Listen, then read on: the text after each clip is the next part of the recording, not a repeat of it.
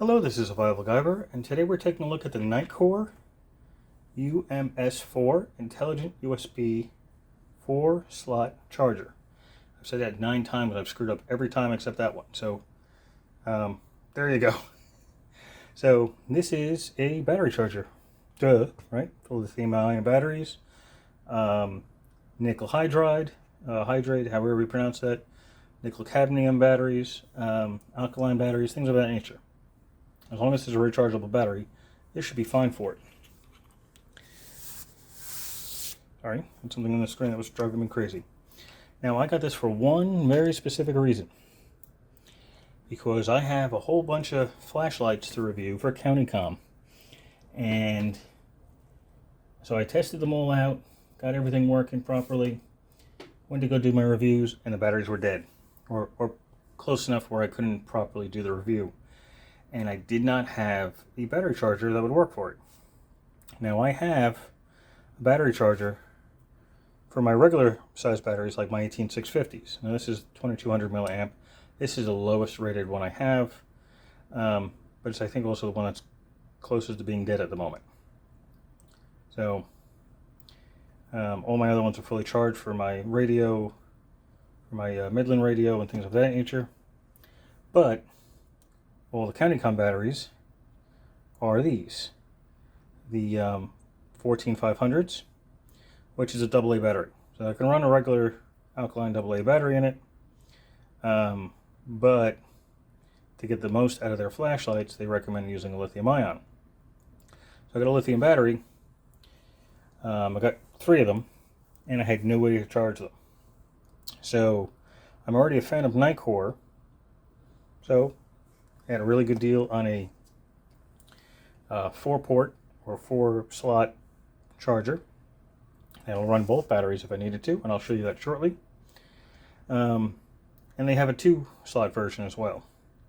So I got the 4-slot just to make it easier for me. When I get more batteries, I can charge more at the same time.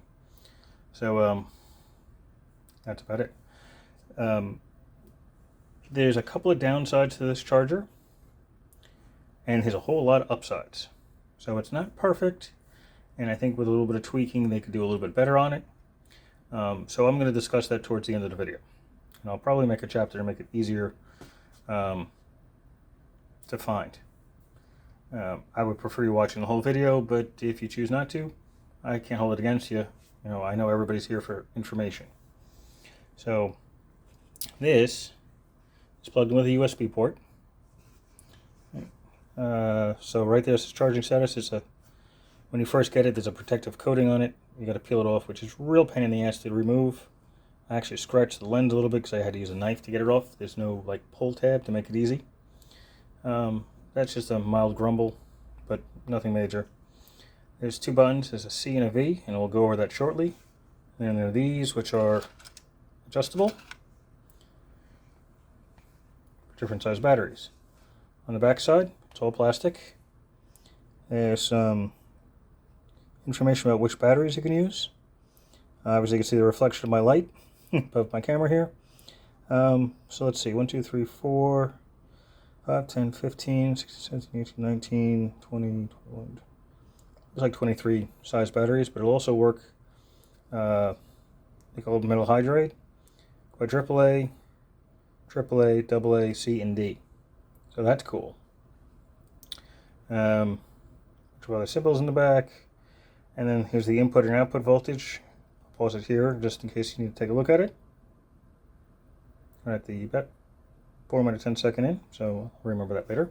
Probably not, but let's see what I can do. The screen is really cool. It's hard to see with the lights I have on. Hold on for one moment. And I tried to clean it up, but I knocked over how I'm powering it, so it is what it is. So again, this is the 4-port one made by NiteCore. It's all plastic, which it does get warm. I would have put a metal heatsink on the top instead of plastic, but that's just me, right? So let me show you how this works. I'm going to go put in this 14500. You can see it lights up for a second. There we go. And I'm going to put this 18650 in. port right next to it. So there we go. So I got the 2 batteries in. Zoom in a little bit. I'll bring this down so we can see what's on the screen. This charger has a whole lot of functions I haven't needed to use. We're going to go over them really quickly, but I've never had to use them, so I'm not really well versed in them. So I'll tell you that right now. I just use it for basic charging. I don't need to set voltages or anything else, but you could do that with this. So C will get you between your slots. So right now only 1 and 2 are populated, so that's all there is going on. You will see that this kind of flickers a little bit because it's like how it's on the panel there. It's not actually lit up, it's just me moving the C button makes the B button move. Not a big deal. So go to slot 1, charge mode, lithium ion, 4.2 volts. Tells me the charge amount. It tests to make sure the battery is good. Tells me the ohms, 115 milliohms, 4.17 volts. So it's not bad. It also gives me the amount of time, that's minutes and then hours. And slot 2, it'll take a moment for slot 2 to catch up. 241 milliohms, 987 milliamps at 3.84 volts. Also lithium ion, and it's CC, I forgot. I think it was. Alright, well, I forgot what CC stood for. So again, it's probably one of those functions I haven't really necessarily needed. So we're going to take a look at the manual. Alright. Automatic and high-speed charging, real-time information display, over discharge lithium battery activation, and IMR battery restoration. So a whole bunch of good stuff in here. It's all written in really small print. That's one of my complaints. I understand you got to fit a lot in the manual, but it's small. Like I had to use a magnifying glass, or my camera in this case, to read it. Capable of charging 4 batteries simultaneously and controlling each slot independently, up to 3,000 milliamp charging speed in a single slot. Shows you all the different kinds of batteries. Automatic selection between 3 charging modes, CC, CV, and -DV/DT. And I don't remember it telling me what that actually meant. So, it is 3 o'clock in the morning, so I'm not sure on that one. Automatic detection of large, small capacity batteries, automatic termination upon charging completion, reverse polarity protection, over discharge protection, lithium ion battery restoration, over time charging protection. Lots and lots of protections, which is fine. That's all good to me. Here's all the outputs and inputs again, all the different batteries it goes to. Weight is only 9.1 ounces, charging cable not included. The charging cable is not included in the weight, but it does come with a charging cable, and we're going to discuss that shortly. So there's operating instructions, smart charging, there's default settings, there's a standard mode and a QC mode, a whole bunch of button operations, charge settings. You can change the charge settings on here. QC charging mode, automatic battery internal resistance detection. So it is a fully loaded charger, and I don't know what half of it means. So my apologies on that. I really just use it to charge those 2 style of batteries because that's 99% of what I have. I think I have one rechargeable CR123, but I don't know where it is. I think it's in my trauma bag in the car though. So warranty details, safety instructions, all that good stuff. So nice little charger. You can see how that works out pretty well between slot 1 and slot 2. Obviously if I had 2 more batteries in here, I could just keep switching to slot 3 and 4. So you can see it's been going on for about 5 minutes now.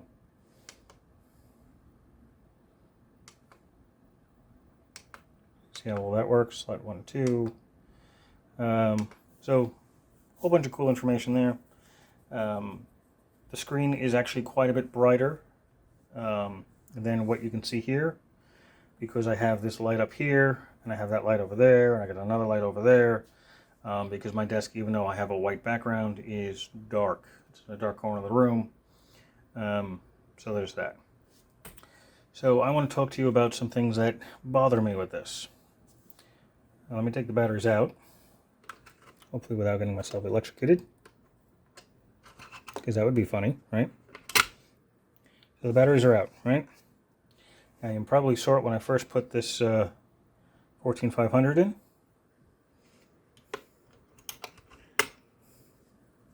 Looks like it's in. You know, there's negative, there's positive, and it's touching the top. Let me zoom in really close so you can see it. It's touching, but it's not reading. And show you it's not reading. I figured out what it is, and if they ever made another revision of this, it'd be an easy fix. So I just fiddle with it a little bit, it'll turn on. Just gotta find it again. There it goes. Now look, it's barely touching and it's charging. So the battery's now not in straight and it's charging.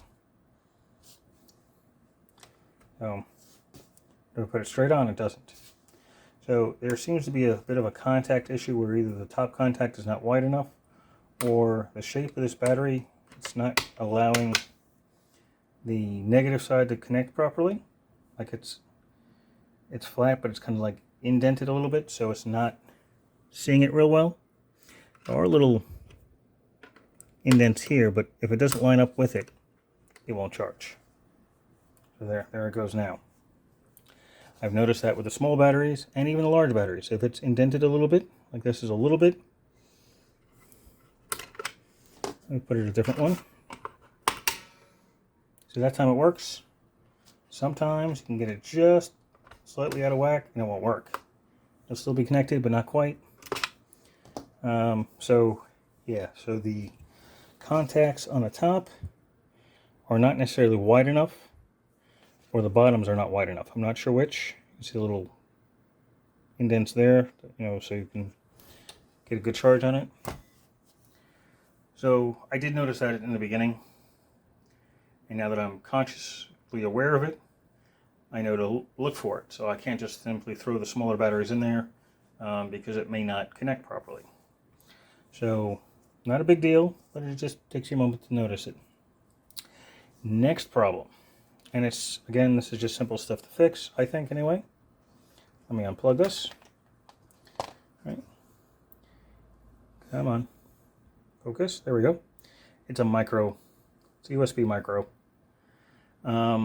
Probably because this has been around for a few years, so it's probably, they don't have a Type-C version. Type-C version would be preferred because then it's just easier to connect, especially with everything else I have. But it does come with the Type-C cable.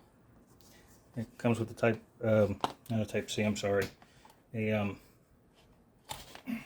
that out here. It comes with a micro and a USB-A. So it comes with the cable. That's good news. Because I didn't have a micro anywhere else. So that's good news. The next thing I've noticed, you know how most electronics have like a circle and a notch in like two places, or one to hang something on a wall? If you had a power cable coming off the top, either directly to a charger or I don't know, a multi-access port or something of that nature, you could mount this on the wall so it'd be upright, and then you could just put the batteries in. Just pull them down, put the battery in, like a battery charger like I have for my Ryobi's and Milwaukee tools. Just got the two holes in the back like you're mounting something. Just, you know, have a little screw come out just a little bit. I don't have any here to show you. I do have things mounted that way in this room, but they're buried like my power supplies and such for the TV. But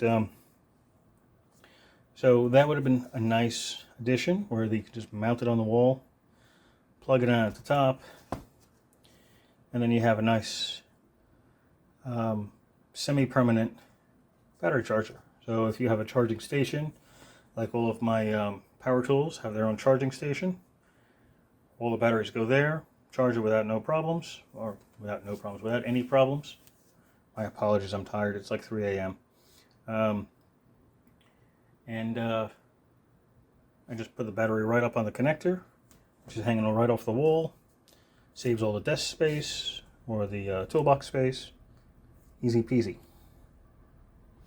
So that's just, I don't want to say it's nitpicking, but almost everything has, that's just a screw hole in the back, so it's nothing I can connect there. But if it had 2 mounting holes, or even one right in the center or up here, something that I can mount this to the wall with, other than using 3M command strips, I would prefer something a little bit more stable, would be awesome.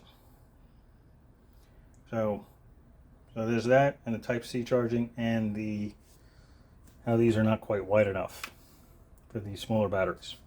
Those are my only downsides to that. Again, the manual is really small print, and it has a whole bunch of features that aren't quite explained that real well, so I would recommend taking a look at like their Amazon page or their NiteCore store page. Although that will be linked in the description, just in case you want to take a look. Questions or comments, leave them below, and I will also answer them as soon as I can. Maybe one of you guys will have a solution on how I can mount this up on a wall. I'd probably do command strips right on those flat sections or smooth sections here. But see, when you use command strips, they tend to be, they don't sit flat, so they rock around. And I don't want this falling off the wall. So there's that. Again, it comes with the cable. I would prefer a C cable, USB-C. But again, it is an older charger, so I guess I'd just get what I get. If they do decide to ever upgrade it, do a USB-C and maybe wire contacts and a way to mount it to the wall, I'd probably buy one. I bought this one. I do work with NiteCore on some items, but this one I bought purely to charge the batteries for the CountyComm flashlights, which will be, now that I have a way of charging them, those will be coming up shortly, like this one. It's the Meritech Ultra Compact Floodmaster, which is a cool flashlight. But now I can charge it, so that is awesome. Other than that, NiteCore quality is really nice. I would like a slightly easier to read manual, but it is what it is. And that is it. So thank you for watching. Questions, comments, again, leave them below. I'll answer them as soon as I can. And of course, links will be in the description to where you can get this on the NiteCore store and through Amazon. And if I could find it anywhere else with a really good price, I'll probably link it for a little while. I'll put the date in the description so you know as of when I found it, so you can see it. All right? So thank you for watching, and have a glorious night.